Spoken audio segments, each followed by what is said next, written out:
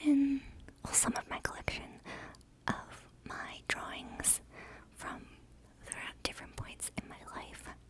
I forget if I said this in my last artwork show and tell video, how when I was in my 20s and I would have a day off from work, and if I didn't really do too much, then if I drew something, I would tell myself that that was enough, that was me being productive. So by doing these videos, it almost like validates that feeling I had, that it wasn't just for myself to do something creative and express myself and to work on progressing as an artist, that I was preparing material to be able to do these show and tells with you. And also, it feels really good that you guys enjoy them. I also did a video of doing a show and tell of showing you my paintings, and it just really means a lot that I can use them in some way, because I'm sure like a lot of artists out there, there's a lot of pushback from either family or from people around you that just don't vibe with your art, or family members that don't believe that pursuing art is like a worthwhile investment or use of one's time. So I've definitely experienced a lot of that, and it just feels really good to be able to share it and to bring entertainment. And I find that I'm much kinder and gentler on myself looking back on artwork that I've made. I'm not as critical. I'm like, wow, I was better than I thought I was at the time. I'm kind of like that with photos too. Like, give me a few days and like I won't be as critical of a picture or video of myself as well. It's very strange. The passage of time makes me be kinder to younger Kayla, even if it's just a few days. I have so much more artwork. This is really just like a fraction of my stuff that I've showed you so far between this and the last videos. If you like this kind of artwork show and tell, then this is going to be great for you because I have a lot of it. So without further ado, let's start the artwork show and tell.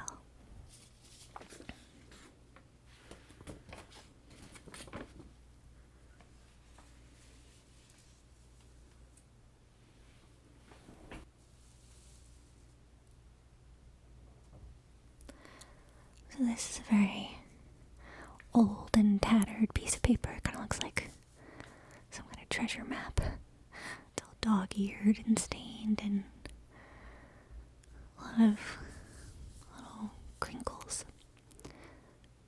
I made this when I was about 15 or 16, and it's a very special drawing because I made it at home on my free time, and it was the first time I ever spent 3 hours drawing something at home. I had worked on projects in school for that long, like over a course of many days, like an hour class, like in a row, but this was the first time in my free time I went fully in the zone, and I took a lot of care into making her whole outfit be inventive. This is an elf, by the way, and you can see she has like brownish red eyes. Her hat kind of looks like an acorn, and I had never seen a hat like this before, so I wanted her to have an original hat. Her necklace is some kind of like copper or brass with a chain and a pendant. I hadn't seen a necklace like that at the time. And I remember thinking about her top. It's kind of like toga inspired, that it wraps around, all around her waist, and then it comes through the front and then fastens with little buttons.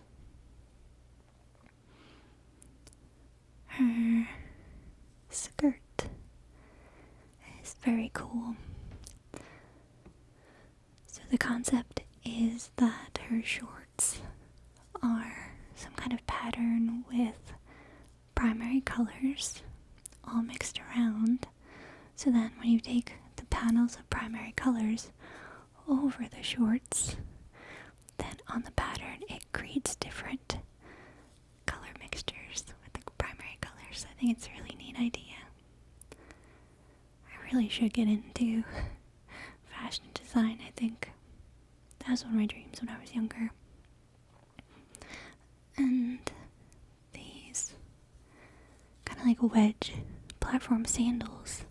Right here you can't see it too well, but it's like a little plastic bubble that you would find in basketball sneakers.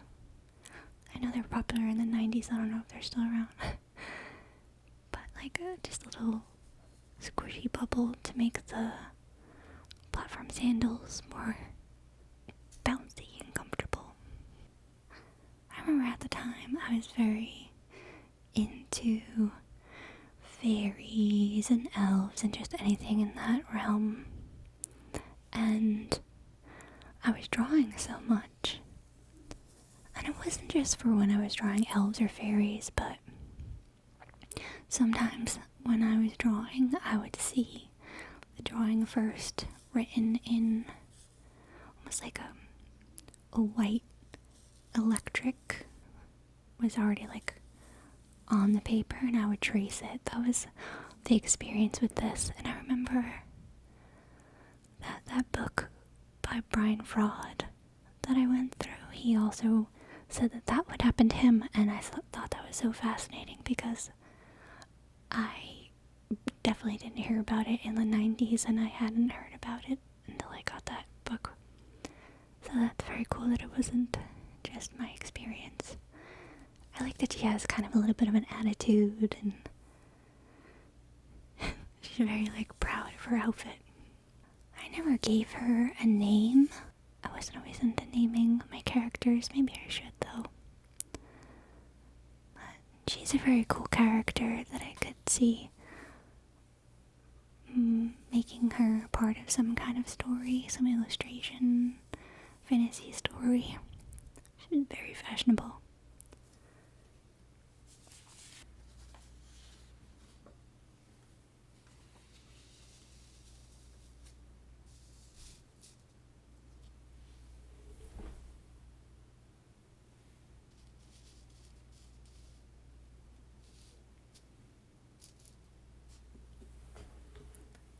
Okay, this, I think I drew, gosh, I don't know, I think when I was like mid-20s. So this is inspired by my cat, Philo. So he was half Maine Coon, and I heard at some point, I'm not sure how true it is, that Maine Coons used to be taken onto boats to keep away mice. So they say that Maine Coons have an affection for watching water. I think all cats do, but that's what I heard anyway. I don't know how true it is. I never really looked it up. So I made this little kind of mini story of Sailor Philo. I did actually get a little sailor tank top for him to wear. It wasn't as official like this with a little metal. It was like more like a little striped with an anchor on it. I got it at a kiosk in the mall. It was for dogs, but he didn't totally enjoy it. He liked it when he was sleeping, but when he had to walk around, he walked like he was like swimming or something. But it was very cute. And he had a black heart on his nose. So I made this cartoon cat have a heart for a nose. So the story goes that he sails around in his boat doing good deeds. And for this good deed, he brought a bucket of grapes to this little family. And this animal is a combination of a duck, a bunny, dinosaur, and bug, because the antennae, whatever. And these are her little babies. I think the way this one's sitting is very cute. I think it's cute that they can walk on two legs. I think it's cute that they can walk on two legs or four legs. I guess that's kind of like Philo. Sailor Philo too, he's on two legs. These clouds are very nice as well. Cute little swooshy clouds. So yeah, that's Sailor Philo. He kind of looks like Felix the Cat cartoon a little bit.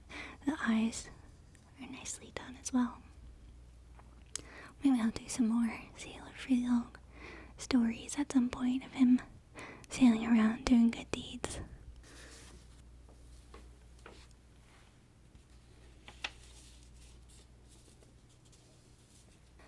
This I drew in Piermont. So this is like an outer space fantasy scene where Yoda, this is right after I got Yoda, he's in the stylish little shirt. And his eyes look so cute, and his big, huge ears, so cute. Really, really looks like him. And so he's sitting on some kind of pillow, just zooming through space. And we have some planets in an orbit over here. And this huge fish with antennas. That's like a fish bug, I guess. It's going after a space cupcake. I guess this kind of represents the inner space of my mind and all my little characters floating by. Over here we have some kind of, I don't know, geometry, scientific, some kind of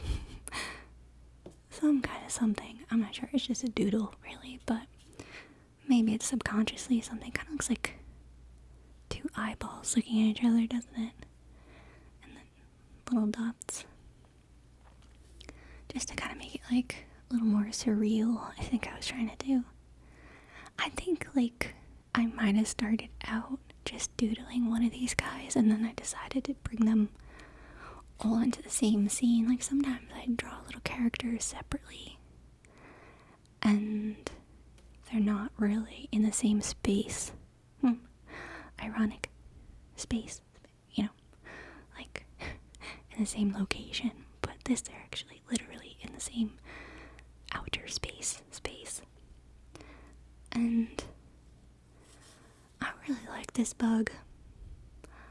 I really like this bug a lot. I like his face. I like his rain boots. I like that he's giving his little butterfly friend a ride. And she can't breathe in outer space like everybody else is magically doing. So she's in this little glass container to keep her safe. And she brought a little balloon along because she's ready to party. And the glass case is tied around his waist, around his wings, but that's not a problem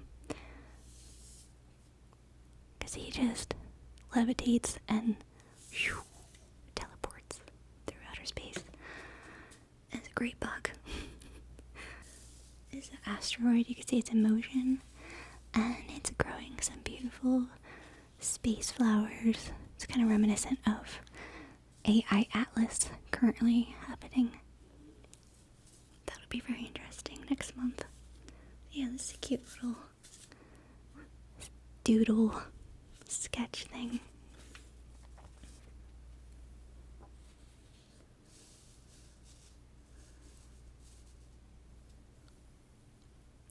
So this I drew when I was about 23, 24 maybe. Oh, we have another funky flower like the last one. Even though they were drawn very distantly apart, they have a similar little swirly vine. And this one has space ice cream, and the other one had space cupcakes. So this is, when I was like 24, and the last one when I was like 30, I think. So I drew this when I went to Amsterdam with my friends. My sister got married in Ireland, and then I went backpacking with two of my friends. We went to Amsterdam and Barcelona. So this is the first night in Amsterdam in a coffee shop, and kind of potentially over-medicated and just trying to keep it together. And yeah, I just wanted to express like the sensation of us hanging out like in physical space with like how the seat is a square but like it extends beyond the earth, just like showing the physical plane. Like this girl, the seat is floating behind her, so just like a feeling of like anti-gravity too. And then this is us down here. That's us when we were hanging out, doing what we were doing in the coffee shop back in New York. So the sensation of like being across the globe and like feeling kind of like upside down and like doing a lot of plane travel and just really feeling the sense of physics and gravity of being on a planet and exploring the planet. This is lava, magma shoots, and volcanoes. I like drawing volcanoes. The sun's over here, and the moon's over here. Got a little satellite. Oh, there's a little spaceship down there. My cloud kind of looks like a piece of popcorn. Yeah, it's funny. I have a sketchbook that I still need to find from my backpacking. I drew a couple of things that were cool. I have a lot of sketchbooks in storage that I still need to locate. Got a rocket ship. There's a lot happening here. That fish could come by any minute. Come and bite this ice cream.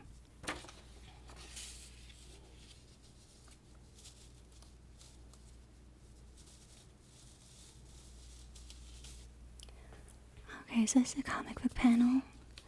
I'll start at the top so you can see it. Yeah, a lot of my stuff is dog-eared, like old treasure maps. So this is called Butterfly Ride. So before we get into this, let me preface by saying this was kind of like a drawing game that I did in my cartooning class in college, where each student, we got a piece of paper with panels, and then someone started the first panel, and then you pass it to your left, and then that student would continue the story, and then you pass it to your left, that student would continue the story, and then we end up redrawing the whole thing, and like in our own. So it was like very cool to see all different artists do all different cartooning style, and then everybody has their own kind of literary take too for how they make twists and turns into stories. So I did draw all of this, but this wasn't all my idea. However, I did do the twist of this guy. So this cartoon strip, I made it in, I think, my college class, a cartooning class, when I was about 23, 24, like right before I went off to Europe with my friends. So it was like the same time span, really. I kind of wish I colored it. Maybe I'll redo it someday. So it starts out, this couple is setting up for a picnic. Lots of flowers in the foreground. The sun is bright in the sky. You see the sun is moving across the sky. A sailboat comes into view on the lake or river or whatever it is. And they're enjoying their picnic. A little mug. Little bottles. A picnic basket looks like a little plate of cookies. And they lay down to take a nap. Sailboat is now heading off out of picture, and the sun is getting lower in the sky. Then they nap so long that the moon and stars come out. There's little picnic baskets just packed up on the side. And while the couple is having a little snuggle, we see there's a big butterfly man. So I definitely remember I picked this whenever it was my turn to do a panel in people's cartoon strip. I always did something weird. Like, it was like a cafeteria scene, and then I made like the fruit punch guy like jump through the wall. I always try to do something exciting. And then the woman wakes up, sees the butterfly man. She's a little startled at first, but next panel you see she's jumped on the butterfly man's back. And she says, woohoo. And then her boyfriend wakes up from her saying, woohoo. And he says, what the hell? And I'm pretty sure I did this panel too, because it says, don't worry babe, I'll be back in an hour. And that kind of seems like my sense of humor. What I think is interesting about this butterfly man, so I just did it because I was inspired by this little butterfly, right? And it was like, I don't know, like 5 or 6 years ago, I did this guided meditation, shamanic drumming journey, where I went on this whole vision quest.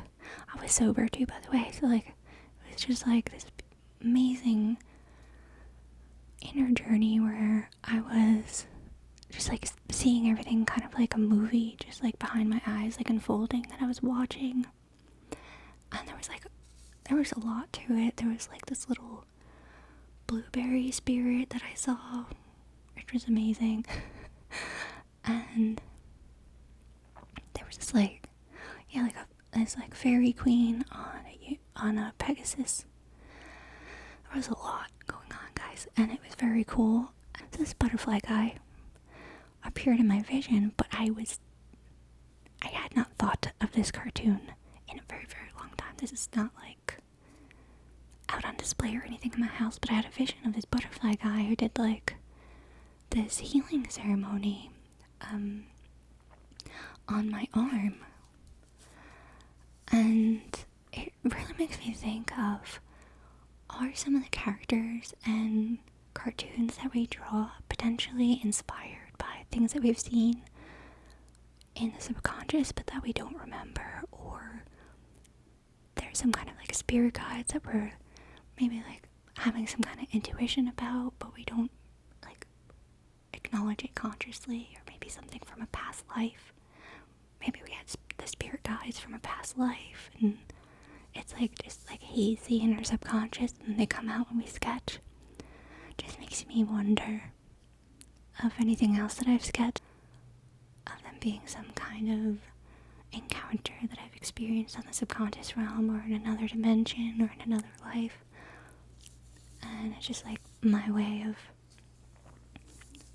subtly remembering, and if it happens to other people too, like different cartoons and characters and creatures that people draw that maybe like, or even just like channeling information maybe from other planets too, for different creatures that exist on other planets, we could be tapping into that. When we're in the trance state and the flow state while we're creating, sometimes it turns into channeling. Just something to think about. So I'm gonna end this video now. I hope you enjoyed it. I have many more sketchbooks and random little bits of dog-eared paper in boxes in storage, so give this video a thumbs up and like it if you